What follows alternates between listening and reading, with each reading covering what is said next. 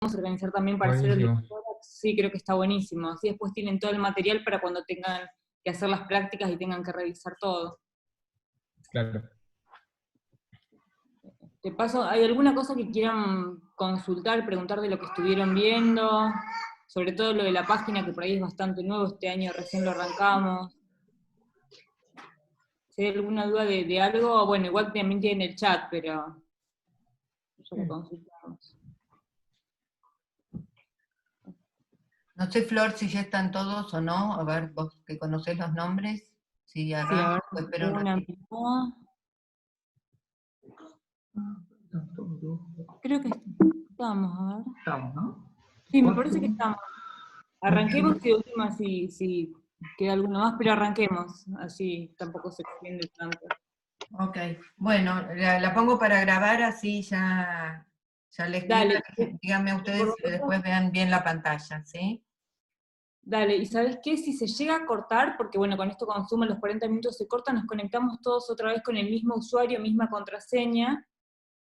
Acordémonos todos por las dudas de volver a poner a grabar, si así nos queda todo el taller. Ok, dale. Gracias, Grace.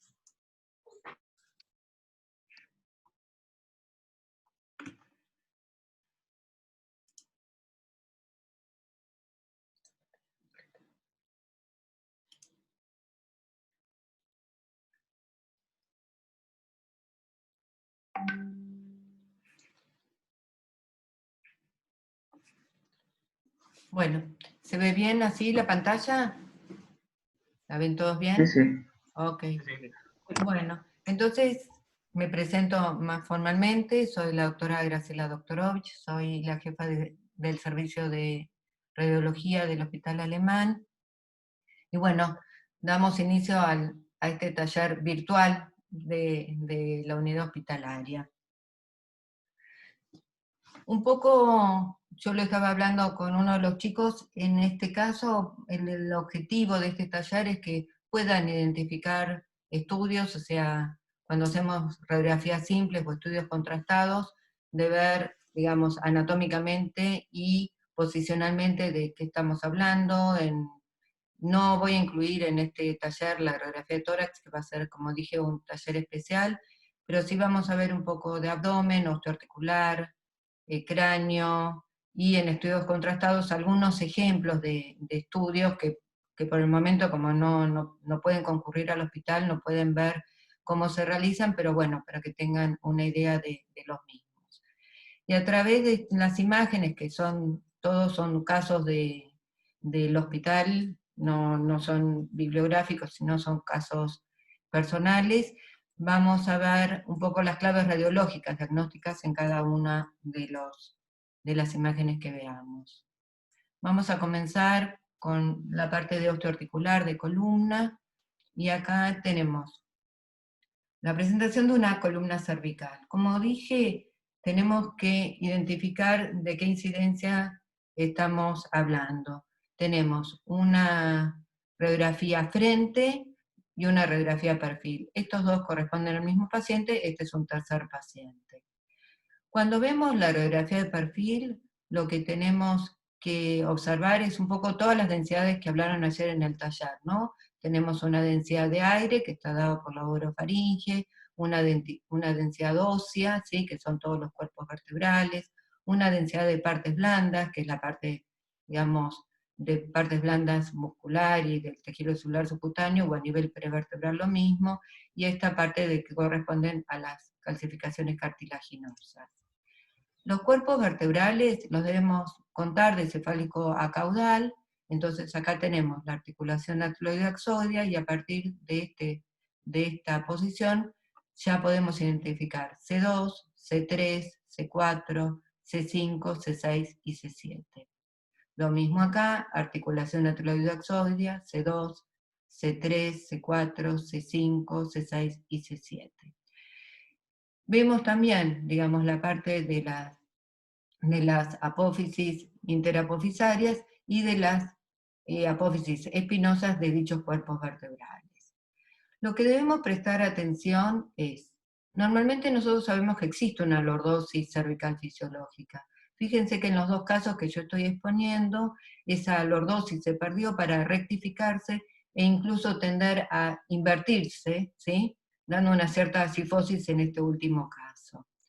Las alturas de los espacios discales, que es lo que nos interesa, deben ir aumentando de cefálico a caudal. Por lo tanto, si yo tengo la altura del espacio discal C2, C3, C3, C4 debe ser mayor que la superior, C4, C5, y fíjense acá cómo disminuye la altura del espacio discal, sobre todo a nivel de C5, C6 y C6, C7, que son los dos espacios discales más comprometidos y que a este último nivel vamos a ver que ya lleva un largo tiempo, ya que dio lugar a la esclerosis de las superficies articulares y a la formación de osteofitos marginales.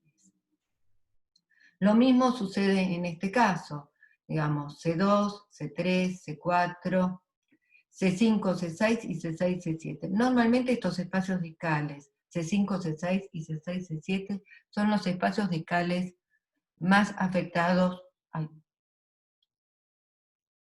de los cuerpos vertebrales cervicales.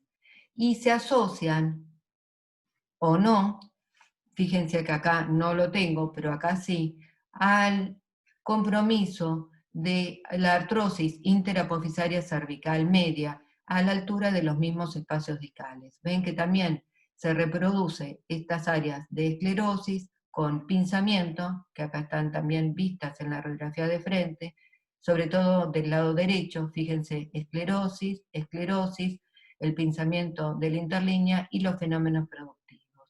Y fíjense que se dan a las mismas alturas que los espacios discales afectados. Agregamos una incidencia más, o dos incidencias, al frente y al perfil, que son las incidencias oblicuas. ¿Para qué nos sirven las incidencias oblicuas? Principalmente para poder detectar este compromiso, el de las apófisis unciformes. ¿Ven? Estas son las articulaciones uncovertebrales, ¿sí?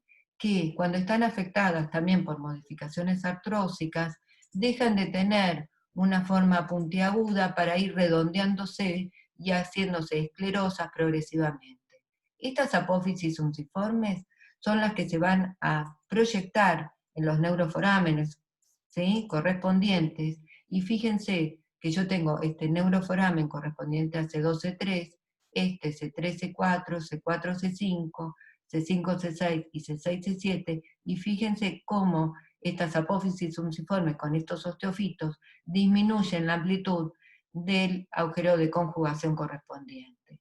De los dos lados, ¿sí? C2, C3, C3, C4, C4, C5, y otra vez C5, C6 y C6, C7, principalmente del lado izquierdo, tienen la protrusión osteofítica que disminuye la amplitud del agujero de conjugación. Entonces, esto se ve en las apófisis unciformes. Lo que vimos anteriormente eran las apófisis intervertebrales, que en este caso no están afectadas, ven que no están comprometidas ni hay artrosis, pero sí los espacios discales. Si bien la alineación es buena, o sea, no hay desalineación, pero hay una cierta tendencia a la inversión de la lordosis cervical y el compromiso de los espacios discales, que volvemos a contar, C2, C2, C3, C4, y fíjense que a partir de C4, C5 y principalmente C5, C6 y C6, C7 son los espacios discales más afectados.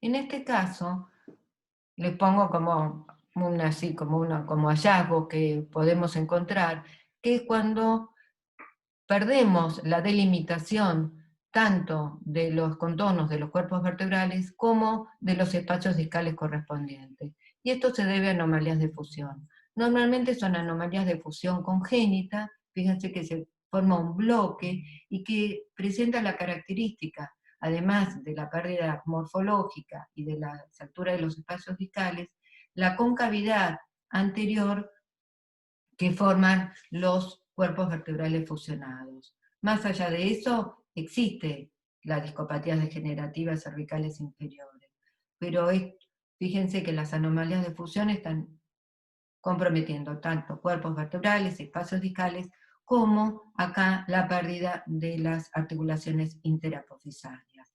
Acá está agarrando varios cuerpos vertebrales. En este caso, en el caso del medio, vemos son los últimos cuerpos vertebrales.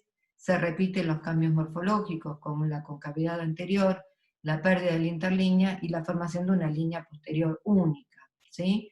También se ve la fusión, ven que dejó de tener la identificación de la articulación interapofisaria correspondiente a estos cuerpos vertebrales.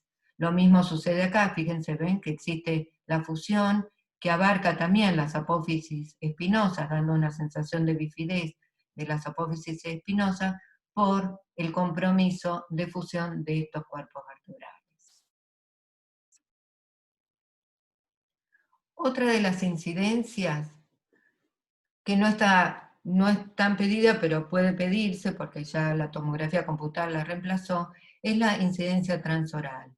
Esta radiografía se realiza, como pueden ver, con boca abierta. ¿Ven? La arcada dentaria inferior, la arcada dentaria superior, boca abierta, y a través de la misma poder llegar a ver la articulación acloide-axoidea. ¿Ven que ven? Podemos identificar la apófisis odontoide, ¿sí?, con las masas laterales y los espacios correspondientes. Estos deben ser simétricos, ¿sí?, y no tener alteraciones. Hay muchas veces que se observan, ven, estos trazos radiolúcidos a nivel de las apófisis odontoides, pero cuando este trazo radiolúcido sobrepasa el contorno de la misma, probablemente sea debida a la superposición del occipital que aparece, digamos, como parte también integrante de esta radiografía. Lo mismo sucede en esta otra incidencia, la presencia de trazos radiolúcidos dados por la superposición. A veces están dados por los incisivos centrales, ven que son los dientes los que se superponen, otras veces es el occipital, y hay que tener en cuenta en los casos en donde se piden estas radiografías, que normalmente son traumatismos por latigazos y de esas características, para observar la indemnidad o no de las apófisis odontoides y la simetría entre las masas laterales. Pasamos ahora a columna dorsolumbar. Hablamos de alineación, que normalmente lo vimos ahora en el plano sagital, ahora pasamos al plano frontal. ¿Cuándo reconocemos una verdadera escoliosis de una actitud escoliótica? Cuando tengo la rotación de los cuerpos vertebrales. ¿Cómo mido esa rotación?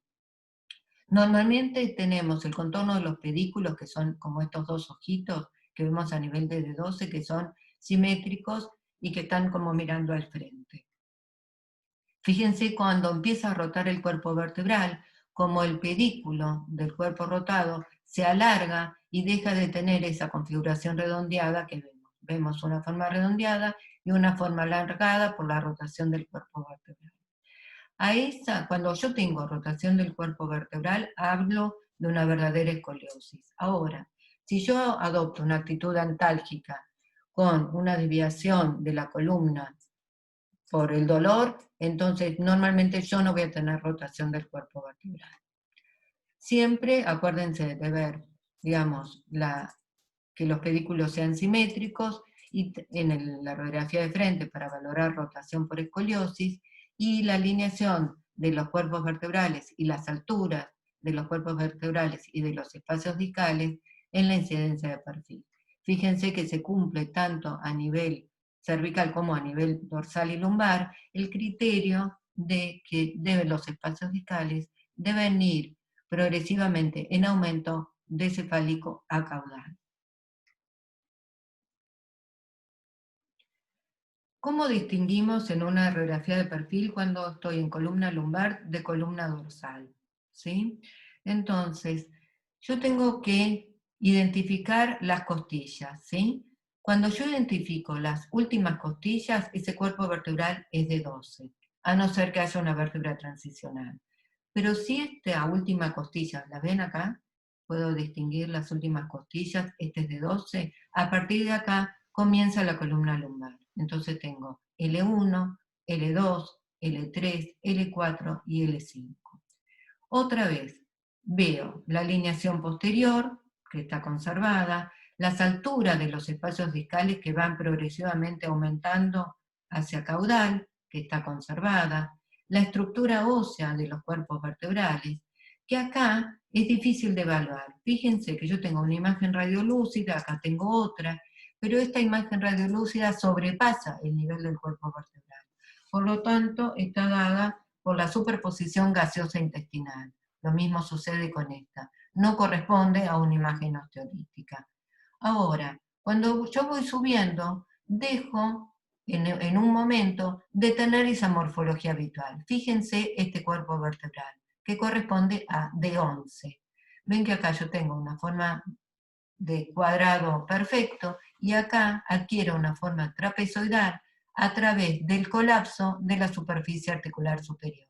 ¿Sí? Entonces, este colapso, ¿sí?, de esta superficie con una mínima desalineación de un fragmento óseo hacia el nivel anterior y el compromiso del espacio discal, se ve en esta tomografía computada bien representado. Fíjense que repite la misma imagen que yo tengo a nivel de la radiografía simple, la repito a nivel de la tomografía computada. Lo que adquiere mayor relevancia en la tomografía computada es el edema óseo, que es un aumento de la densidad que es más difícil de caracterizar en la radiografía simple. Pero la imagen es la misma. En este otro caso, volvemos a ver lo mismo. Siempre la alineación en los dos planos, ¿sí?, teniendo en cuenta la configuración de los pedículos, poder verlos en su totalidad. Y cuando vamos al perfil, vemos que no solamente tengo una pérdida de la alineación posterior a dos niveles de los cuerpos vertebrales, sino también hay cambios morfológicos con colapsos de los cuerpos vertebrales, que en este caso están afectando principalmente L3 y L5, con un aumento franco de la densidad, sobre todo de L5, la desalineación de su muro posterior y la concavidad de las superficies articulares de ambas, principalmente superior, en estos dos casos. Ahora, ¿cuáles son las causas? Podemos tener causas traumáticas o por otras causas, como por ejemplo un secundarismo óseo. Normalmente un aumento difuso de la densidad con falta de identificación de los pedículos nos va a hablar más del carácter metastásico de la lesión. Pero igualmente muchas veces, cuando coinciden tanto el antecedente traumático como el antecedente oncológico, a veces la biopsia es la que nos va a dar el diagnóstico de certeza. Pero siempre deben seguirse los criterios de morfología, de trabeculación ósea y densidad ósea, y de alineación posterior. Entonces, siguiendo esos criterios, vamos a ver que en este caso, tomé solamente la radiografía de perfil, acá hice un zoom sobre la zona afectada, vemos que hay una desalineación, ¿sí?, que se produce de L5 sobre S1. Fíjense que este cuerpo vertebral se deslizó, ¿sí?, L5 desliza sobre S1, dando a lo que se llama la espondilolistesis. Ese desplazamiento anterior se llama anterolistesis, que puede dividirse en grados, según el grado de desplazamiento del cuerpo vertebral superior sobre el inferior. Puede ser, en este caso, es un grado 1 o 2, ¿sí?, o puede ser 3 si supera el nivel medio. ¿A expensas de qué se puede hacer esta listesis? En este caso fue a expensas de lo que se llama la espondilolisis. En este caso está afectada la pars interauricular, articularis, ven que normalmente era lo que veíamos en el perrito de la Chapelle, ¿se acuerdan? Con la orejita, ¿sí?, la boca y el cuellito, ¿no?, del perrito. Acá se interrumpe. Fíjense que tengo la oreja, la cabecita, pero me aparece un collar, ¿sí?, a nivel del cuello. Eso significa que esto está roto. Es esa espondilolistesis. Las incidencias oblicuas, así como las vimos en la radiografía de cervical, que era para ver la proyección de la oncartrosis, acá nos sirven para poder identificar mucho mejor lo que veíamos del perrito de la Chapelle. Fíjense que acá yo tengo la oreja, ¿sí? ¿Ven? El hocico y el cuello. Fíjense que acá quedó desplazado lo que es la cabeza y el cuello es inexistente, ¿sí? Por la lisis. Lo mismo acá, que queda muy finito, es más de este lado, pero eso, ¿sí? Puede ser por trauma, pero generalmente existe una base congénita que favorece esta ruptura o falta de fusión de la par interarticulares, provocando la espondilolisis y la espondilolistesis. Otro de los casos puede ser que haya una retrolistesis, ¿sí? En este caso, la retrolistesis se produce pero por afectación discal. Fíjense, acá en la tomografía computada quizás es mucho más evidente, acá se ve también, ¿sí? Ven que pierdo la interlínea discal con una retroposición de estos cuerpos vertebrales del L4 y L5 en el plano sagital, y donde tampoco en la radiografía de frente puedo llegar a distinguir ni la interlínea articular, ni el contorno de los pedículos. Ven que se ven afectados con un desplazamiento posterior de los dos cuerpos vertebrales que aparecen casi fusionados por el compromiso de la afectación, por la afectación discal. Esto provocó una osteocondrosis por afectación discal, la retrolistesis de cuerpos vertebrales.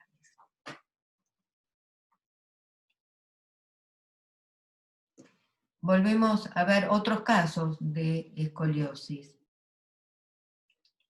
En este caso, ¿sí? Fíjense, otra vez tenemos una franca rotación de los cuerpos vertebrales, pero acá se asocia, digamos, cuando es de larga data, con una afectación discal. Fíjense que en relación a la curva escoliótica se comienzan a pinzar y a deslizar los cuerpos vertebrales, ¿sí? Con una parcial laterolistesis de L3 sobre L4, el pinzamiento del espacio discal, la esclerosis de la superficie, y lo mismo, o sea, hacia el lado de la convexidad es donde más va a estar afectado el disco, inclusive con fenómenos productivos que pueden dar lugar a la formación de sindesmofitos, que es la unión o estos puentes óseos que se producen entre los fenómenos productivos.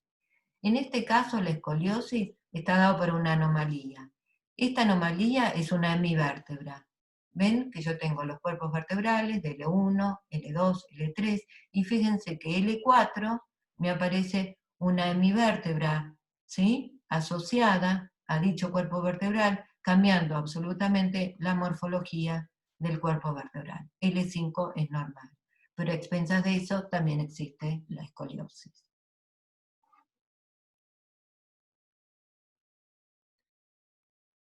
Y ahora hagamos un refuerzo en cuanto a ver la estructura y la densidad ósea. Fíjense como, si bien normalmente teníamos una trabeculación ósea vertical, la identificación de los pedículos en los cuerpos vertebrales, hay veces que esta densidad se modifica a expensas de lesiones osteoblásticas, como es este caso, osteocondensantes, que afectan primero los pedículos, ¿sí? O casi todo el cuerpo vertebral u otras zonas, como por ejemplo la pelvis o la región del sacro, ¿sí? Inclusive acá también se ve parte de la pelvis afectada. Estas lesiones osteocondensantes pueden ser así un poco parcheadas o puede tener una afectación difusa, ¿sí? De casi todos los cuerpos vertebrales. Las lesiones metastásicas pueden ser osteoblásticas por el carcinoma de próstata, que es lo más frecuente, pero el linfoma es otra de las características. También puede ser un mieloma, el que aumente la densidad, pero podemos también, un cáncer de mama, en algún estadio de su tratamiento, pasar de lesiones osteolíticas a lesiones osteocondensantes. Ven que lo que sucede es el aumento de la densidad, ¿sí? Con la pérdida de la identificación de los contornos de los pedículos correspondientes. Pasamos ahora a la pelvis.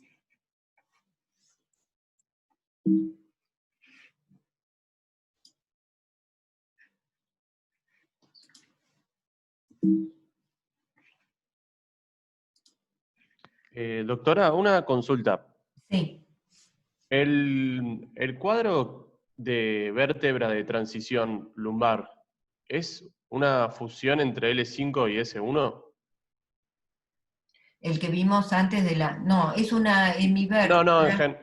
Ah, en no, no, general. no, en general, claro. Ah, en general puede ser. Las vértebras de transición pueden ser a nivel dorso-lumbar, ¿sí? O lumbosacro, ¿sí? Lo que tenemos que tener en cuenta para determinar a qué nivel se produce es tener en cuenta que la apófisis transversa del E3 es la apófisis transversa más larga, ¿sí? Teniendo en cuenta eso, podemos contar desde la última costilla, ¿sí? Y poder Sí, ver, sí. identificar el E3. Ahora, cuando es a nivel lumbosacro, puede articularse o no al sacro, si esa es la pregunta. Puede estar sacralizada como una sacralización del último cuerpo vertebral y aparecer como, valorarse como una S1, cuando en realidad es una vértebra adicional al cuerpo vertebral.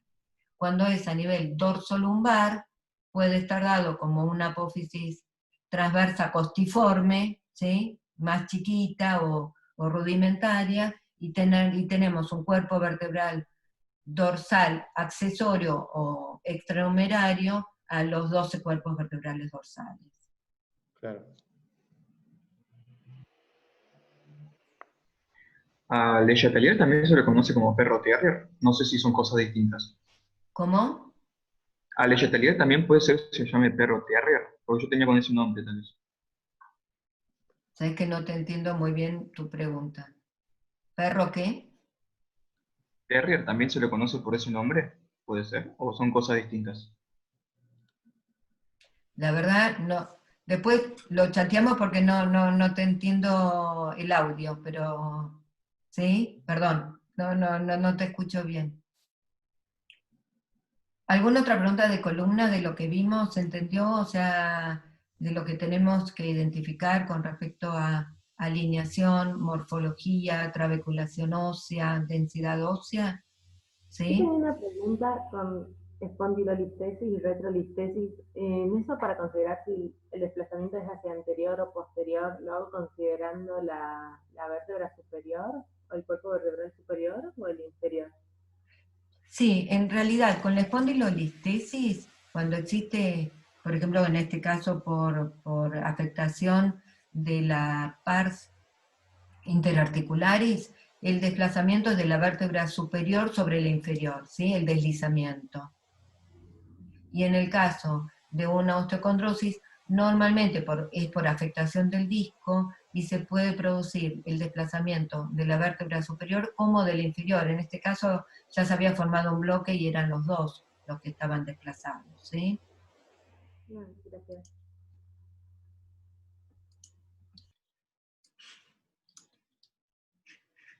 Cualquier cosa, digamos, si quieren poner preguntas por el chat y eso, pueden agregarlas y después yo las voy contestando, si les parece bien, ¿sí? Pasamos ahora a la coxartrosis. Quiero que, digamos, como fijar como conocimiento, es que todo lo que tenga compromiso articular, así productivo, como puede ser a nivel, lo que vimos a nivel de columna, también se reproduce en los otros sistemas de la anatomía, ¿sí? Por ejemplo, a nivel de las articulaciones coxofemorales. Fíjense que nosotros es una buena idea, cuando tenemos órganos pares, dividir a la radiografía como por la mitad, ¿sí? Y poder comparar un lado con el otro. De esta manera, si yo tengo la articulación coxofemoral izquierda, podemos distinguir el contorno del acetábulo, el contorno epifisario, la amplitud de la interlínea articular entre ambas, lo mismo a nivel de las articulaciones sacroilíacas. ¿Qué pasa cuando lo comparo con el lado derecho? Fíjense cómo la forma redondeada de la cabeza femoral, ¿sí? Se empieza a aplanar, ¿sí? Cambia su configuración, se hace más aplanada y también empieza a afectarse la amplitud de la interlínea articular. Fíjense esta distancia versus esta, ¿no? Al pinzamiento de la interlínea articular. A esto también se asocia que se hace esclerosis, ¿sí? Acá no la tengo y acá sí, un aumento de la densidad de las superficies articulares, y a veces pueden aparecer imágenes radiolúcidas que correspondan a geodas subcondrales, que son marginales a la articulación afectada. Lo mismo dividimos en esta radiografía, la dividimos por la mitad, ¿sí? Fíjense, la configuración redondeada, epifisaria, la amplitud de la interlínea articular, el contorno acetabular, aquí vemos las dos articulaciones acrilíacas, podemos llegar a ver bien las dos ramas iliopubianas en todo su contorno, los agujeros obturadores, las ramas isquiopubianas, la sínfisis pubiana. Divido esta radiografía por la mitad y voy hacia el lado izquierdo, y fíjense la simetría.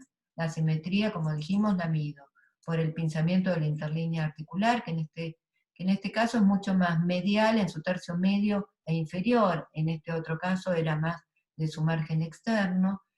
También vuelvo a tener estas imágenes radiolúcidas que corresponden a quistes o a geodas subcondrales, y también tengo esclerosis y fenómenos productivos marginales.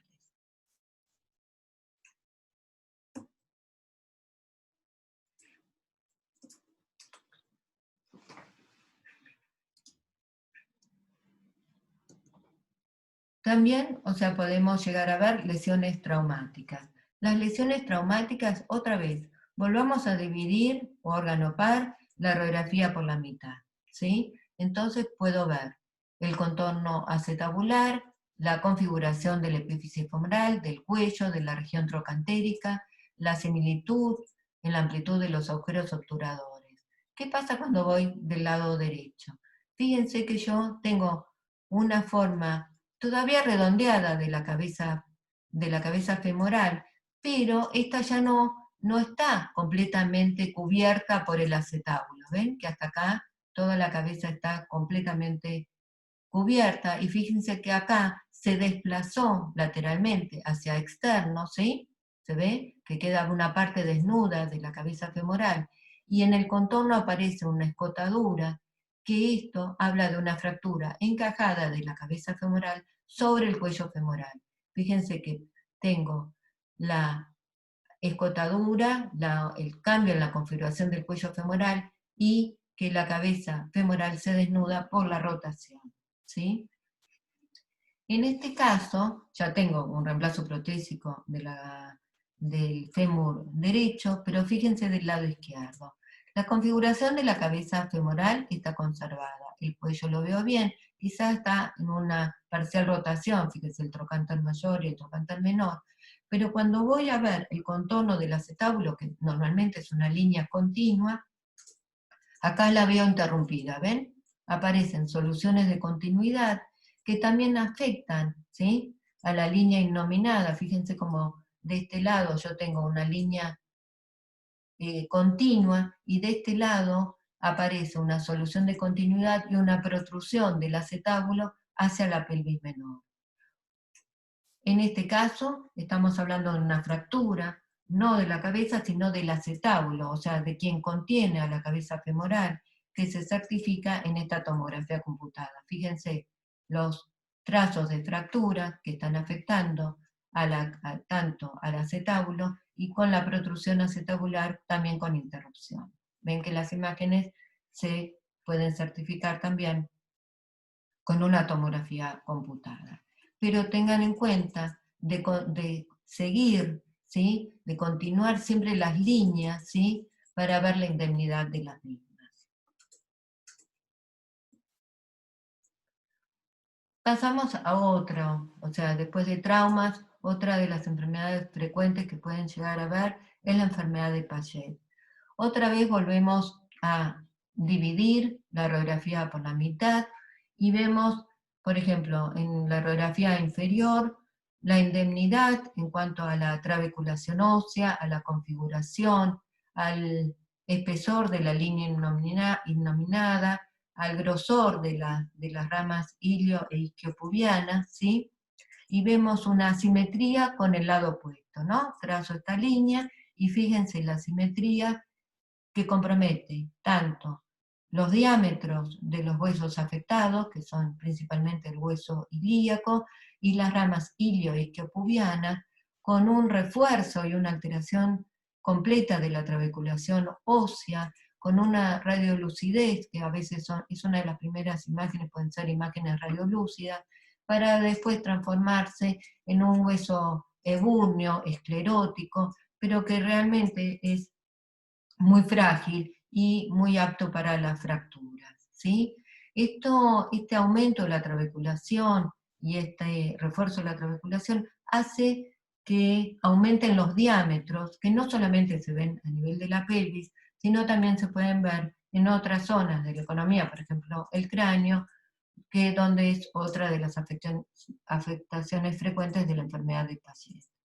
Cuando afecta el cuerpo vertebral, esa esclerosis se va a localizar principalmente contorneando al cuerpo vertebral, por eso se llama cuerpo vertebral en marco, y a veces se asocia a calcificaciones de partes blandas con formación de estos puentes óseos marginales.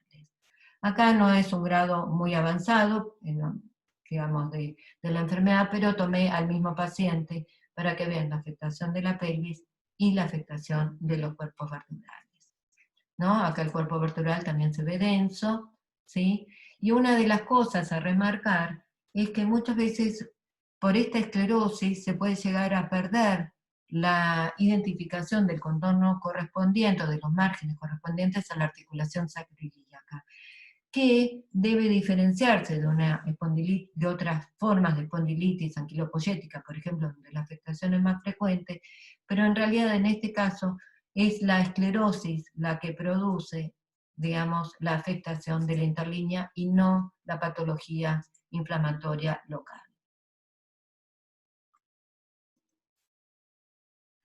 Vamos a ver un caso en pediatría, donde todavía los núcleos de osificación no se cerraron. Volvemos al mismo criterio de órgano par, que lo voy a seguir utilizando tanto en tórax como en pelvis, como en otras regiones. Sirve mucho diferenciar o dividir por la mitad o dividir en cuadrantes para poder hacer la valoración de esa simetría entre ambas regiones. Entonces, si yo divido por la mitad, vemos que el núcleo de osificación correspondiente a la epífisis femoral todavía no cerró. Es un niño de 7 años y eso es normal para la edad. No cerró el núcleo de osificación correspondiente a la epífisis, al trocánter, y se da de los dos lados. ¿Cuál es la diferencia entre uno y otro lado? El chiquito concurría por dolor en cadera izquierda. Entonces, vemos que esta configuración redondeada del núcleo de osificación correspondiente a la epífisis femoral se transforma y se vuelve más chato, ¿sí? Con un aumento de la densidad y también con afectación de la parte de la región metafisaria proximal del cuello femoral. Vemos que en la progresión, o sea, de esta enfermedad, lo que produce, digamos, esta necrosis aséptica, que significa el infarto, digamos, es una lesión vascular que produce el infarto de este núcleo de osificación, va a producir que ese infarto sea progresivo y fíjense cómo se va volviéndose más esclerótico, más colapsado, ¿sí? Cómo se ensancha el cuello femoral, ¿sí? Para recibir ese también cambio morfológico de la epífisis y que termina en este caso, ¿sí? Como una asimetría marcada, ¿sí? Con deslizamiento del fémur, y eso puede producir problemas subsecuentes en la movilidad del paciente, ¿sí? Como una caminata alterada a través de esta necrosis aséptica, ¿sí?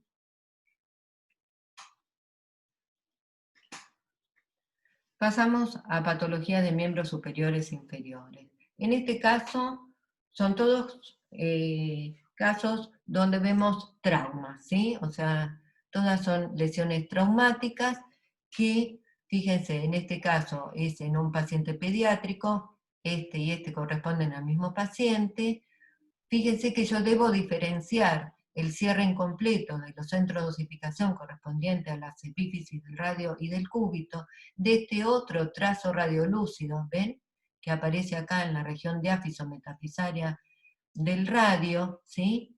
Y que posteriormente termina cicatrizando como este trazo que es radiodenso. O sea, esta línea radiolúcida, con el paso del tiempo en su control, se lo va a ver como un trazo radiodenso en la misma región donde tuvo el antecedente traumático.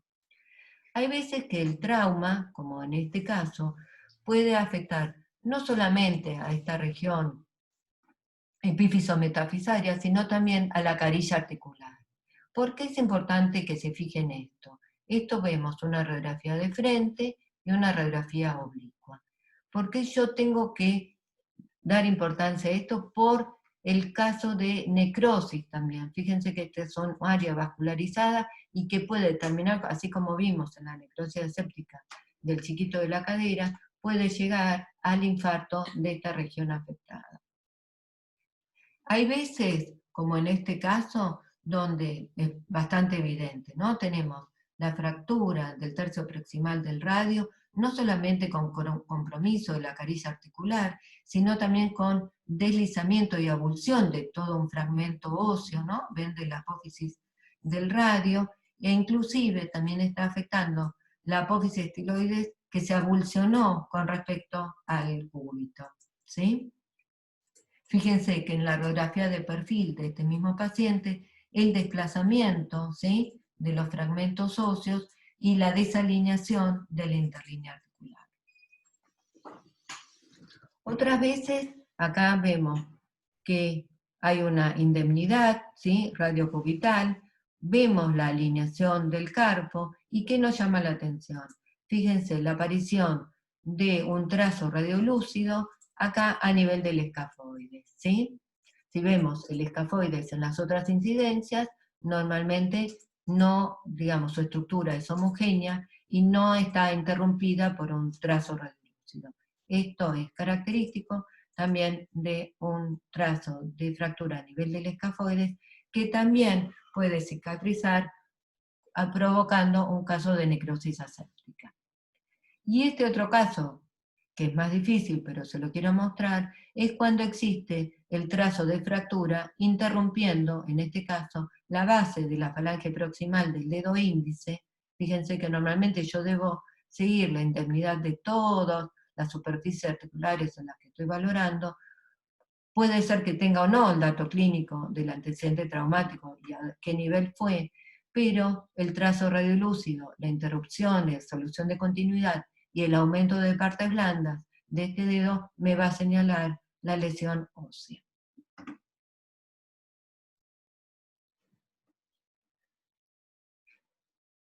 En todos los casos siempre valoramos, como dijimos, la alineación articular, ¿sí? Este es un paciente, este es otro paciente. En este paciente la alineación articular está conservada. ¿Qué significa? Que la amplitud de ambas interlíneas, ambos compartimentos femorotibiales es similar y que estas espinas tibiales quedan en relación a la región intercondilia femoral. Pero ¿qué es lo que aparece acá? Aparecen calcificaciones, ¿ven? Estas calcificaciones, que en este caso son meniscales porque siguen la configuración triangular de los meniscos, del menisco externo e interno, a veces debe diferenciarse de otra patología como la condrocalcinosis, que pueden aparecer como calcificaciones lineales en otras patologías inflamatorias, también a nivel de las articulaciones, o de partes blandas, sobre todo a nivel de articulaciones del carpo. Este caso, si bien no es un caso común, es un paciente hemofílico con antecedentes de traumatismos a repetición, y fíjense, una rodilla comparativamente con la otra. Fíjense cómo las hemorragias consecutivas, ¿sí?, ya afectan el cartílago, la sinovial, y cómo ya no tengo esta correcta delimitación de los cartílagos ni de las superficies articulares, y donde ya hay una afectación difusa con una osteoporosis marcada. ¿Cómo mido esta osteoporosis? Este refuerzo franco de la trabeculación ósea, esta pérdida de la interlínea. Casi no puedo distinguir, ¿no? Fíjense que acá más o menos distingo espinas tibiales, de esta región intercondilia, pero acá queda absolutamente por el compromiso sinovial y del cartílago, con la presencia también de geodas y de quistes subcondrales, de esta afectación traumática difusa que tienen que ver con hemorragias sucesivas a este nivel. Pasamos a otras patologías. Así como vimos que las patologías productivas se caracterizaban todas por formación de hueso, por la esclerosis, por la formación de osteofitos marginales, por el pinzamiento de interlíneas, pasamos a otra patología que son las patologías inflamatorias. La más frecuente que vamos a ver es la artritis reumatoidea, que en este caso vamos a ver que la afectación normalmente es más proximal que distal. Por ejemplo, a nivel del carpo, lo que más afectado se encuentra es a nivel radiocubital y de las líneas del carpo. Vemos acá a nivel de los pies, lo más afectado son las cabezas de los metatarsianos, pero hay una indemnidad de las falanges distales. ¿Qué es lo que se ve acá? Acá es al revés. Acá lo que vemos son las erosiones, ¿sí? Las erosiones que van comiendo y haciendo cambios morfológicos, no por producción, sino por pérdida de hueso. Fíjense que aparecen imágenes radiolúcidas, quísticas. El escafoides, como lo veíamos anteriormente, lo dejamos de ver. Este escafoides y el semilunar apoyando sobre el radio, ya perdimos la interlínea articular, perdimos la configuración. Todavía tengo la indemnidad, ya sea del hueso del ganchoso, del hueso grande, del trapecio y del trapezoide, pero no así del escafoides. ¿Qué pasa a nivel de la articulación metatarso-falángica? Fíjense que acá tengo una forma redondeada, todavía indemne, pero acá ¿qué aparece? Toda esta falta de configuración con las indentaciones laterales, la reabsorción ósea, la pérdida de la configuración, que acá pone en evidencia que cuando yo dejo de tener una cabeza del metatarsiano, indefectiblemente voy a tener la subluxación asociada. Ya no hay superficie de contacto, entonces desliza una superficie sobre la otra, y eso va a ser característico de esta cosa que normalmente vemos, que es la desviación cubital en las manos, cuando la afectación toma la cabeza de los metacarpianos, o este desvío cuando toma la cabeza de los metatarsianos. Fíjense que no afecta la falange, solamente las cabezas son las que alteran su configuración con la reabsorción ósea. Pasamos ahora a lesiones traumáticas y otras lesiones, digamos, subsecuentes al trauma. Acá, vemos que esto puede ser valorado por cualquiera, una fractura del olecrano. Fíjense, como el olecrano como está directamente como dividido en dos partes, ¿no? Con una diastasis entre los fragmentos óseos, con avulsión de los fragmentos, ya dejan de tener una relación habitual en su articulación con el húmero, ¿sí? Y el aumento importante de partes blandas que señala la zona afectada, ¿sí? Hay veces que lo vemos también, este aumento de partes blandas, y lo que nos señala, es como una flecha, ver en las partes blandas nos señala la zona a la que le tenemos que dar importancia. En este caso es a nivel del tercio proximal del húmero.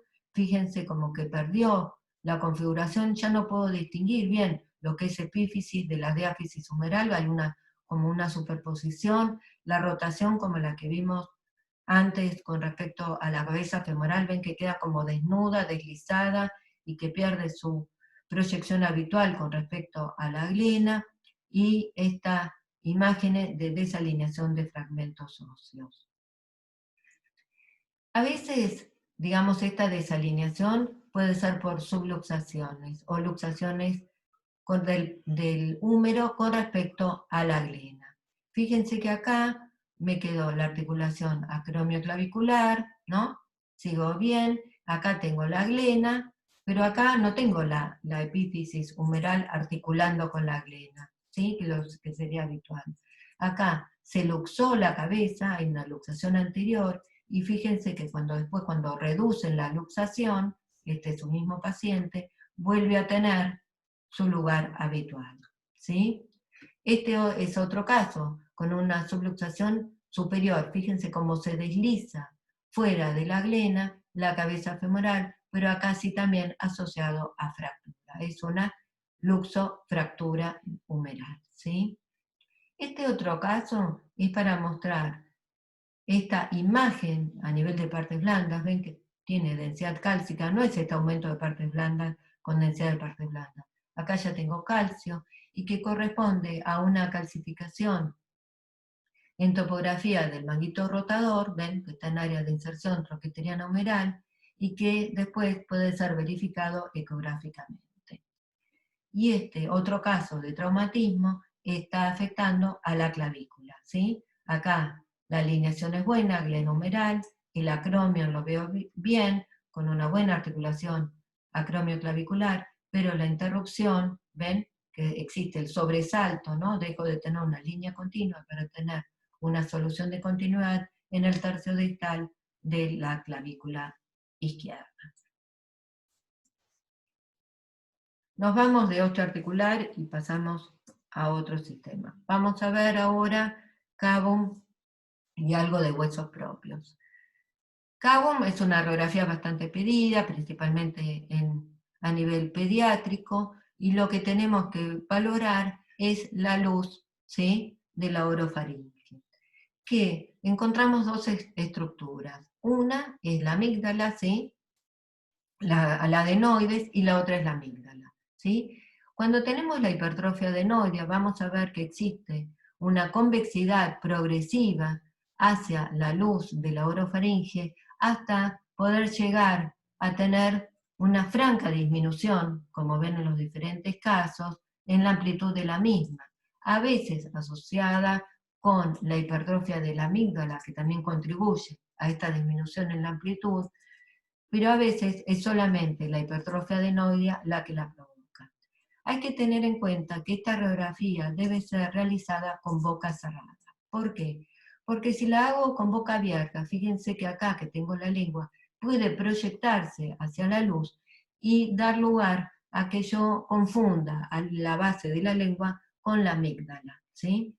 Entonces, siempre tiene que ser con boca cerrada y tratando que el paciente no trague, lo cual es difícil, porque cuando uno le dice no traguen, le da ganas de tragar, pero uno debe valorar que ese sea el momento justo para que no sea durante la deglución donde se eleva la lengua y puede cerrar la orofaringe, ¿sí? Entonces, valoramos la hipertrofia adenoidea por este crecimiento, ¿sí?, concéntrico y hacia la luz, ¿sí?, dando la convexidad y obliterando la misma. Y a la amígdala por esto que se toma como esto el badajo de campana, ¿sí?, colgando y disminuyendo también la luz de la orofaringe. Este es un caso aislado, pero lo puse porque si no, para que vean una fractura de huesos propios. Siempre vemos lo mismo, que esté alineado y que no esté interrumpido. Fíjense que acá yo vengo con una línea y tengo un sobresalto con desalineación de dos fragmentos óseos por fractura de huesos propios. Pasamos a los senos paranasales. Entonces, vamos a reconocer estructuras. Entonces tenemos, por un lado, el reborde orbitario, ¿sí?, el seno etmoidal, ¿sí?, otro el reborde orbitario. Acá tenemos los senos maxilares, ¿sí?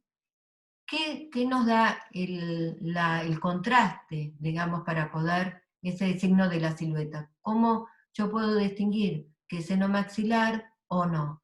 Porque yo tengo aire. Cuando yo tengo dos densidades diferentes, aire versus lo óseo, se me delimita una línea. Entonces, si yo puedo distinguir una línea, ¿sí?, trazada casi muy finita, trazada como con un tiralíneas, este seno maxilar no está ocupado, porque tengo aire, ¿sí?, que está ocupando toda la cavidad. ¿Qué pasa cuando hay un engrosamiento mucoso? Fíjense, ven que el aire deja de ser negro, dejo de tener la indemnidad o poder distinguir correctamente esta línea que veía antes francamente delimitada por el aire en su interior, porque tengo un engrosamiento mucoso perimetral, ¿sí?, que hoy disminuye la amplitud de la línea y que hace que disminuya también la transparencia de dicho seno maxilar. Hay veces que puede haber una hipoplasia de desarrollo de senos frontales. Fíjense que en este caso, que de 46 años ya tendría que tener desarrollado. Puede ser que en los niños el desarrollo de los senos frontales sea más tardío que el de los senos etmoidales y el de los senos maxilares. Pero acá hay una hipoplasia de desarrollo y que es una variante anatómica normal. En este caso vemos esta incidencia que se llama mentonasoplaca. ¿Qué significa? ¿Cuál es la diferencia entre una y otra incidencia? En la incidencia mentonasoplaca yo tengo que tratar que estos que son los peñascos se desplacen, ¿sí?, y no se superpongan a los senos maxilares. ¿De qué manera lo hago? Pongo al paciente enfrentado al chasis y le digo que abra la boca. Fíjense que tengo la boca abierta, ¿sí?, y desplazo hacia atrás la cabeza para que los peñascos no se me superpongan a los senos maxilares. ¿Qué pasa cuando quiero identificar lo otro, los senos frontales, como en esta placa del medio? Entonces, fíjense, vuelvo a reconocer estructuras. Reborde orbitario, ¿sí?, de los dos lados. Otra vez vuelvo a dividir la radiografía por la mitad. Fíjense que acá yo tengo el plano esfenoidal, ¿sí? Acá tengo la hendidura esfenoidal, ¿sí?, de los dos lados, ¿sí? Después tengo las alas del esfenoide, que son las que van para acá, y los senos maxilares, si los quiero distinguir, no puedo. ¿Por qué? Porque tengo la superposición de los peñascos. ¿Por qué? Porque yo esta radiografía la hice con boca cerrada, ¿ven? Que tengo las dos arcadas dentarias en contacto y veo, sí, los cornetes, veo el tabique nasal, pero no veo qué pasa con los senos maxilares. Sí veo qué pasa con los senos frontales. Entonces, si yo divido por la mitad, acá el aire me delimita mucho mejor todo el contorno del seno frontal izquierdo, pero acá yo tengo moco o alguna otra mucosidad, sangre o lo que fuera, que produce una disminución de la transparencia de este seno frontal, perdiendo esta transparencia habitual. Hay veces que esta densidad, fíjense que puede ser de moco o de sangre, se transforma en algo más denso, ¿sí?, como esta imagen. Adquiere una forma redondeada, densa, y esto corresponde a un osteoma. Los osteomas son frecuentes en los senos frontales, ven que los ocupan, pero fíjense la densidad ósea con respecto a una densidad alta, pero de partes blandas, que es la que produce la sinusopatía. Otra vez, incidencia mentonasoplaca, puedo distinguir bien la indemnidad y la transparencia de los senos maxilares, puedo ver bien el tabique nasal y veo que está realizada con boca abierta. ¿Qué pasa cuando yo tengo este moco, cuando ya tiene una duración mucho mayor? Entonces, fíjense, el engrosamiento mucoso va adquiriendo como una densidad mucho mayor a la que obtenía en la radiografía previa, ¿no? Se vuelve mucho más denso, dejo de ver el contorno, fíjense que acá el aire lo delimita, lo mismo como delimita los senos frontales, delimita el seno maxilar izquierdo, pero no el derecho. Tengo un engrosamiento mucoso importante. Este engrosamiento mucoso, ¿qué me habla? De la densidad de ese moco. Si este moco fuera líquido, tendría que tener un nivel, ¿sí? Un nivel de aire del seno maxilar y un nivel del moco, pero cuando es progresivamente más denso que el líquido, esto se programa y se deposita principalmente a nivel del piso y de las paredes laterales. Cuando esto lleva mucho tiempo, puede llegar a tener esta configuración, ven, redondeada, polipodia, ocupando. Entonces, hablo de un engrosamiento mucoso, así como hablamos de acá, de un engrosamiento mucoso perimetral, acá hablo de un engrosamiento mucoso polipodio. ¿Ven que forma como una pelota ocupando el seno maxilar? Esto habla de duración en el tiempo, de larga data y de la densidad y viscosidad del moco en cuestión. El otro seno maxilar está libre.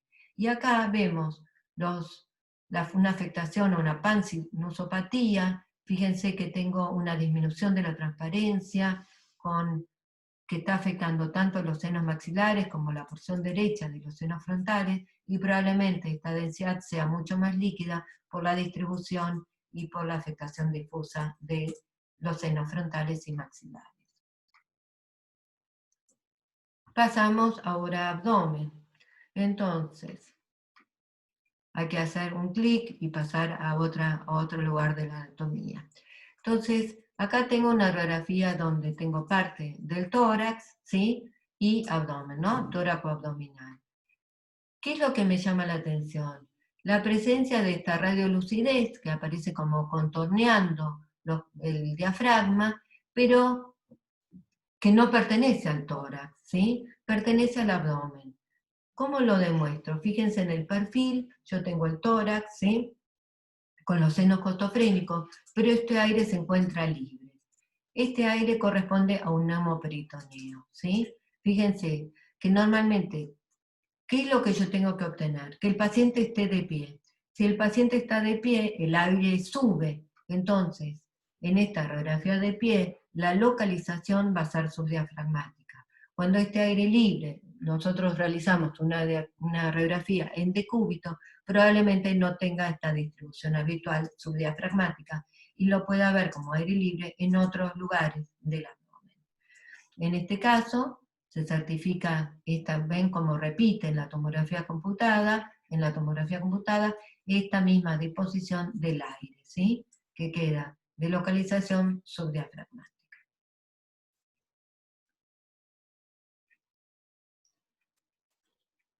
Vemos ahora, pasamos a litiasis renal. A ver. Esperen que me faltan unas incidencias. Aguárdame un minutito, que voy a la presentación a ver.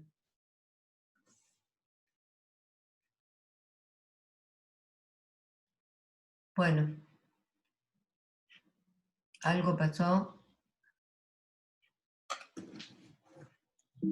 Aguarden un minutito que intento corregir para que se puedan ver todas las imágenes.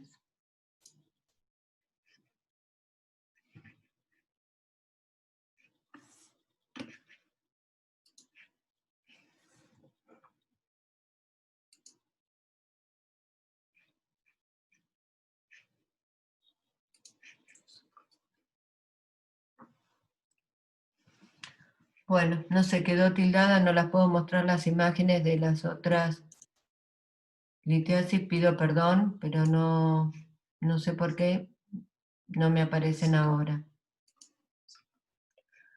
Bueno, vuelvo a compartir la pantalla.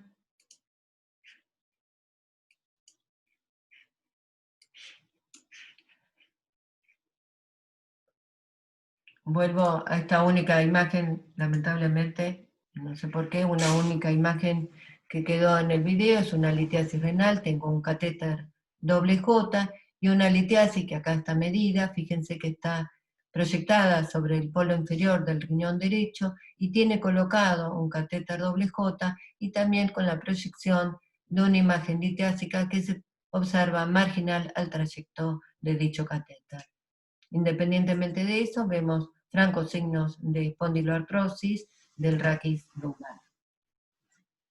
Esta otra radiografía de ilio también quedó cortada, tengo una única imagen, pero bueno, la cuestión es poder identificar, digamos, la distensión de estas asas intestinales en pila de monedas.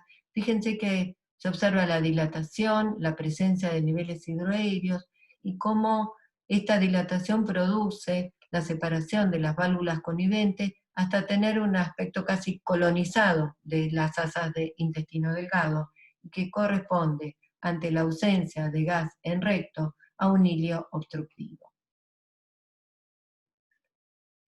En este otro caso vemos también otro caso de hilio, vuelve a repetirse eso, ¿no? La distensión de asas intestinales, fíjense, ¿no? Esta pila de monedas.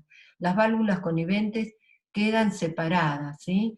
Parecen la disposición de austras, pero no, corresponden a asas de intestino delgado. Las asas del colon son estas que tienen el moteado de materia fecal en su interior, y estas asas corresponden a asas yeyuno-iliales distendidas con presencia de niveles hidroaéreos y esta disposición en pila de monedas. ¿Qué pasa cuando a esta disposición de distensión de asas intestinales que vemos en un hilio, las vemos centralizadas? Fíjense que acá tiene una distribución bilateral, pero no tan central como tenemos en este caso. Eso puede hablarnos que más allá del hilio estemos en presencia de ascitis. Esta centralización de asas intestinales, fíjense que toda la periferia queda libre y quedan acá. Esto corresponde a un resto de material de contraste a nivel apenticular por un estudio previo, pero igualmente lo que hay que poner de manifiesto es la centralidad de las asas. Vemos otros casos, ¿no? De hilio, repetimos, digamos, es lo mismo, ¿no? Esta disposición, esto es colon, pero esto no, esto es asas de delgado, ¿ves? Que están casi como colonizadas, ¿sí? Esta disposición, fíjense, que aparecen así como en escalera, ¿sí?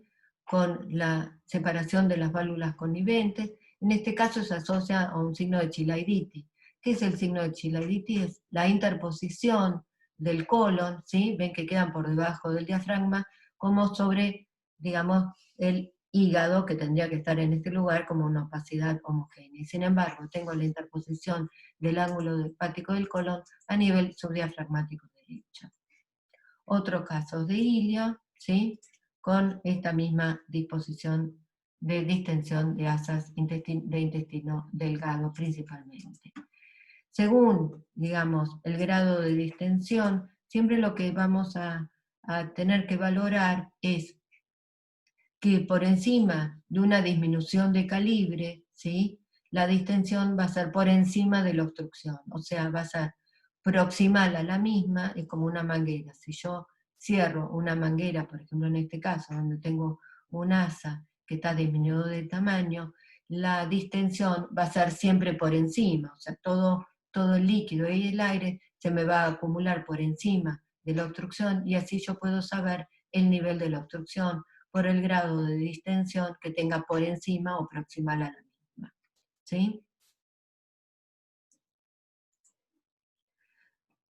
También, ¿se acuerdan que antes vimos la presencia de aire, pero que está dado por el signo de chilaiditi, que era la interposición del ángulo hepático del colon?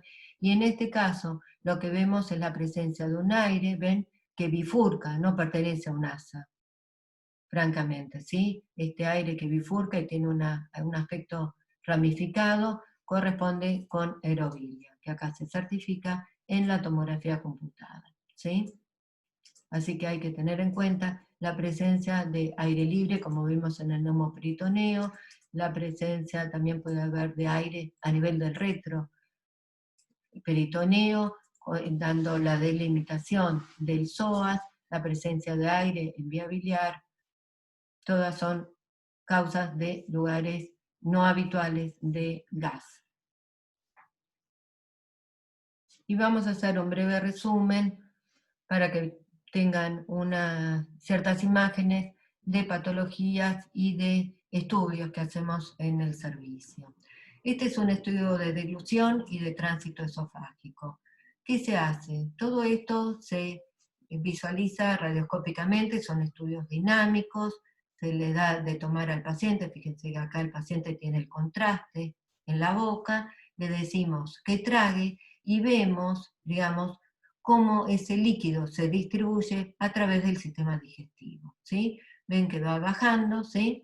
Orofaringe, y acá ya vemos el esófago, ¿sí? el esófago con las improntas que pueden ser habituales, ¿sí? Dados por el callado aórtico o por la aurícula, pero digamos que normalmente tiene un calibre conservado.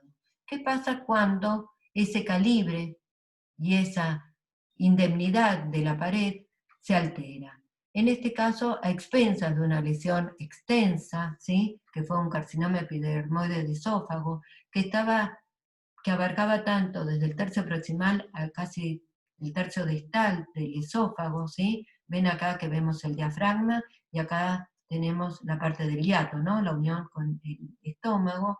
Y fíjense la franca alteración, ¿no? De un patrón liso, de una pared uniforme, a este patrón irregular, con presencia de ulceraciones en la pared, con defectos de lleno, ¿sí? Por esta afectación no solamente de la pared, sino también de la mucosa, ¿sí? Del esófago, ¿ven? Que aparece como carcomido, ¿no? Como huellas, ¿no? Y como imágenes puntiformes que corresponden a ulceraciones. Y esto fue un carcinoma epidermoide de esófago. Otras veces vemos una franca dilatación del esófago. Fíjense que antes yo tenía, vieron el diámetro del esófago, y fíjense acá como el aumento franco de un diámetro transverso del esófago, casi en toda su extensión, está certificado también por la tomografía computada, produce la acumulación de alimentos en su interior y un franco afinamiento, ¿sí? A nivel del cardias o del complejo vestibular inferior del esófago por una alteración de los plexos de Auerbach, donde se observa una falta de distensibilidad a dicho nivel y por lo tanto una estenosis progresiva, y como dijimos, cuando existe una estenosis o una reducción de calibre, la distensión siempre es proximal, por encima de la misma. Fíjense, este es un caso de acalasia en un paciente de 37 años, que fue progresivo, ¿no? Y que a veces la primera consulta puede ser por halitosis o cierta disfagia o como que le queda retenido el alimento en la boca del estómago. Esas son las quejas más frecuentes, pero luego cuando ya se llega a este estado, fíjense que el paciente llega a una disfagia importante porque la acumulación de alimentos y con la consecuente presencia de náuseas y vómitos para poder liberar a este esófago son síntomas frecuentes de la enfermedad. Fíjense este afinamiento, que se llama así en pico de pato, se denomina de esa manera, dado por la alteración de los plexos a nivel del complejo vestibular inferior.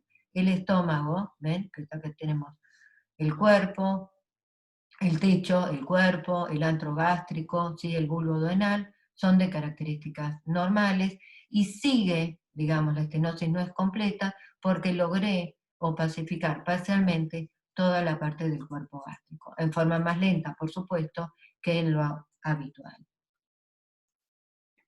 ¿Qué pasa cuando existe alteraciones diafragmáticas, ya sea traumáticas o de otra causa, donde lo que puedo llegar a ver es que parte del estómago se hernie y quede dentro del tórax? Fíjense que yo acá tengo el diafragma, ¿sí? Y fíjense que parte de lo que era el cuerpo gástrico se volvuló, ¿sí? ¿Ven que esto es cuerpo gástrico? Se metió adentro del tórax, ¿sí? Es una hernia importante, se hernió, y parte del techo y cuerpo gástrico se encuentra dentro del tórax. ¿Qué me queda por fuera? Fíjense, parte acá del antro gástrico, ven los pliegues correspondientes al antro gástrico, este es el píloro y este es el bulbo duodenal, y ya comienza la segunda porción del duodeno, ¿sí? Otra vez tengo acá la parte del píloro y acá el marco duodenal, pero casi toda la superficie, tanto de techo y cuerpo gástrico, se encuentra dentro del tórax. Es un caso de hernia y de vólvulo gástrico. A veces no es tanto, digamos, lo que es hernia, pero sí, fíjense que acá tengo una hernia paraesofágica, no es solamente la hernia hiatal que vemos normalmente, o sea, con el hiato esofágico herniado hacia adentro del tórax, sino que también está abarcando parte del cuerpo gástrico. Fíjense cómo se ubica a nivel paraesofágico, produciendo el desplazamiento, ¿sí?, de la luz esofágica, ¿sí?, y este es el techo, ¿ven?, todo con aire, y parte del nivel hidroaéreo, y por acá baja la parte del cuerpo gástrico. Otra vez, cuerpo gástrico, esta es la parte del antro, píloro, marco duodenal. Otra vez mostramos parte del cuerpo, acá se distingue el antro, acá este es el píloro, este es el bulbo, y comienza la segunda y tercera y cuarta porción del duodeno. Y ahora vamos a ver casos de colon, ¿sí? El contraste, en este caso, se realiza un colon por enema, o sea, el material de contraste, se coloca una sonda balón, y a través de la misma se produce el desplazamiento del material de contraste a nivel del marco colónico, ¿sí? Entonces, la idea es poder contrastar todo el marco colónico. Como ven acá, yo tengo, esto es la ampolla rectal, el sigma, ¿sí?, algo redundante, el colon descendente, ¿sí?, la parte del ángulo esplénico del colon, que sigue acá, el colon transverso, el ángulo hepático, y este es el ciego, que en este caso tiene una disposición medial. Normalmente lo veíamos acá en fosa ilíaca derecha, pero acá tiene una disposición medial. Esta disposición del ciego a nivel medial hay que tenerlo en cuenta, porque así como yo tengo el fondo cecal a nivel centroabdominal, a veces las lesiones, por ejemplo, de apendicitis, puede dar un lugar de epigastralgia en vez de una manifestación de dolor a nivel de la fosa ilíaca derecha, ¿sí? Entonces tener en cuenta que estas variantes existen. Pero ¿qué es lo que llama la atención a nivel del casi todo el marco colónico? La presencia de estas excrescencias de toda la pared lateral, y que está dada por imágenes diverticulares. Estas imágenes diverticulares son divertículos verdaderos. ¿Qué significan? Que agarran todo el espesor de la pared, y por lo tanto el material de contraste penetra en ellos, opacificándolos. A veces parcialmente. ¿Por qué? Porque puede haber coprolitos, o sea, materia fecal, ocupando parte de estos divertículos, entonces el contraste los contornea y no llena completamente la imagen diverticular. De acuerdo a la posición en donde se encuentren estos divertículos, los divertículos pueden ser opacificados en toda su extensión, o verlos como una imagen, así como una imagen elevada, ¿no?, con el contorno con la imagen de material de contraste en su contorno interior, ¿sí? ¿Por qué? Porque está en una pared probablemente anterior, entonces el divertículo se vacía y solo queda lleno en su contorno, ¿sí?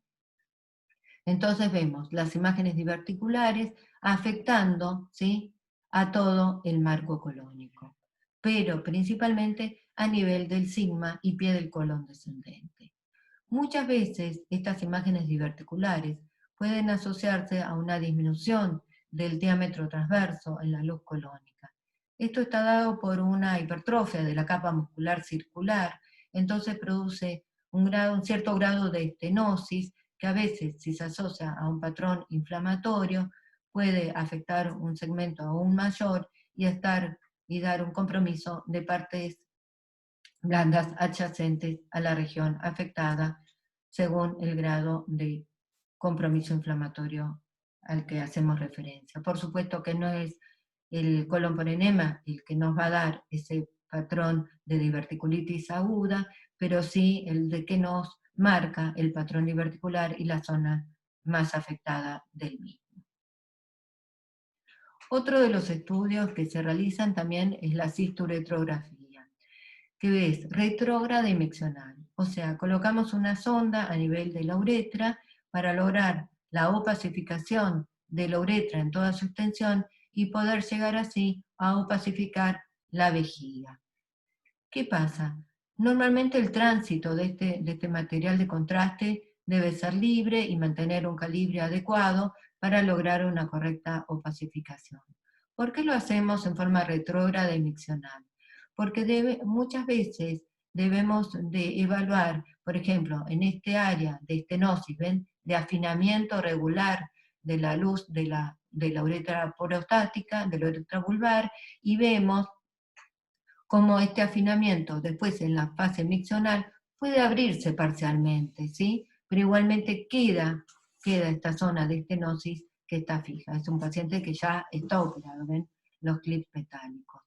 A veces esta zona produce lo mismo que vimos en los otros sistemas de la economía. ¿Qué pasa? Que yo tengo una dilatación por encima que puede llegar a la vejiga y dando lugar a la presencia de esta trabeculación de la vejiga, ¿sí? Con imágenes pseudodiverticulares, porque esta vejiga debe hacer mucho esfuerzo para poder, durante la micción, para poder atravesar, ¿sí? Esta zona de estenosis, ¿sí? Este es otro caso también de estenosis, ven que a veces toma una forma en vez de lineal, como vemos acá, puede ser una forma rosariada o puede ser segmentaria. A veces en los pacientes pediátricos, principalmente, la cisturetro retrógrada miccional nos sirve para valorar si existe o no reflujo vésico-ureteral.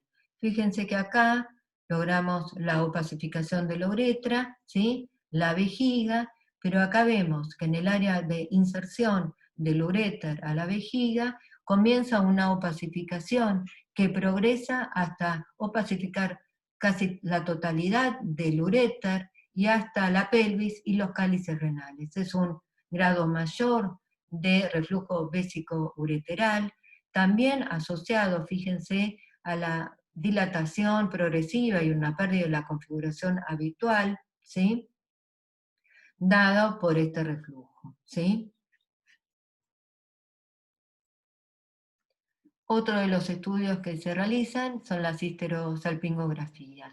En este caso, se hace una maniobra instrumental para poder canalizar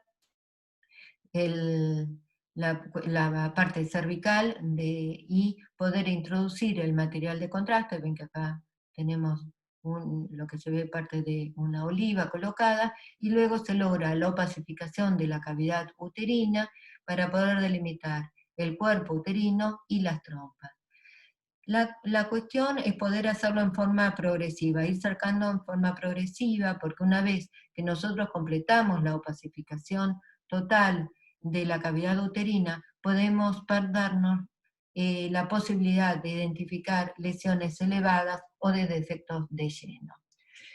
En este caso, ven, entonces tengo muy poco material, progresivamente se va llenando hasta lograr la opacificación completa.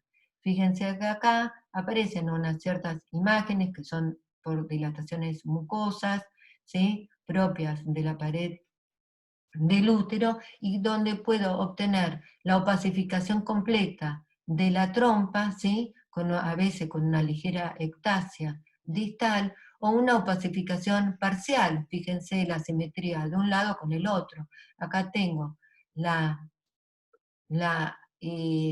delimitación de la trompa derecha en menor magnitud que la izquierda, con una falta de identificación distal, y para eso realizamos la prueba de COT para poder identificar el pasaje de este material de contraste a la cavidad pelviana, o sea, que yo tenga una correcta difusión por el peritoneo a través de la trompa de esta material de contraste. Entonces, ¿cuál es la causa más frecuente por la que piden este tipo de estudio? Esterilidad. ¿Y qué es lo que vemos? Vemos la indemnidad de las trompas y el pasaje, si está o no conservado, de este material de contraste hacia la cavidad peritoneal. Vemos otro caso, también lleno progresivo, fíjense, a veces se delimitan, ven como estos efectos de lleno lineales que aparecen perpendiculares, digamos, a la parte del cuerpo uterino, y que pueden corresponder a pliegues o a filamentos mucosos que no son significativos. Todavía no se logró una correcta opacificación de las trompas, que sí es evidente en radiografías más tardías. Fíjense el carácter lineal y fino, ¿sí? de toda la trompa hasta la parte de la fimbria, y lo mismo sucede del lado contralateral, ¿sí? Acá no tengo la radiografía de la prueba de Cot, pero tenía una correcta difusión del material de contraste. Bueno, eso es todo, les agradezco mucho. No sé si quieren hacer alguna pregunta. Grace, primero, antes que nada, gracias, un lujo tu taller, súper completo, muchas gracias. Ahora después con el videíto grabado lo vamos a poner para que ellos lo puedan ver en diferido cuando quieran revisar, y bueno, si se les ocurren algunas otras cosas que ahora no, pero buenísimo, muchas gracias. Gracias. Muchas gracias. Bueno, gracias. No sé si tienen Gracias. muchas dudas o si así tuvieran un pantallazo general de lo que se hace en el servicio. Por supuesto, las patologías son muchas y no da el tiempo de un Zoom para poder definirlas y mostrarlas a todas. Pero bueno, era una posibilidad de mostrar patologías más frecuentes en radiología simple y radiología contrastada. Cualquier pregunta lo dejan y las contestamos, ¿sí? Buenísimo. Muchas Si gracias. si se les Muchas ocurre gracias. después, igual en la página hay un foro, en la parte donde del último día del repaso hay un foro, de última pueden ir escribiendo dudas que le vayan surgiendo ahí, y como para ir contestándolas, y si no de última, eventualmente para tratarlo durante el repaso, ¿sí? Bárbaro. Bueno, queda pendiente lo del taller de tórax, así que una posibilidad es darla el último día de esta rotación, cuando iba a ser el día del examen ese viernes, o si no podemos programarla, si les parece, con Flor, para que Flor les avise, un día, algún otro día de la semana que viene, pero más temprano, para que no se les junte con las otras clases del taller de las 12, como a ustedes les parezca mejor, ¿sí? Cualquier cosa, también planteen cuáles son sus probabilidades, ¿sí? Perfecto. Bueno, Piensen un poco, después lo gracias. discutimos en el grupo de WhatsApp y coordinamos. Bueno, gracias, Grace. Después vos me pasás, bueno, seguimos hablando, sino por mensajito, para que me pases el videíto de la clase, ¿te parece? Dale, Así perfecto. Bueno, muchas gracias. Gracias, Hasta luego. Chao a todos. Hasta Chao, luego. chao. Chao. Chao, muchas gracias.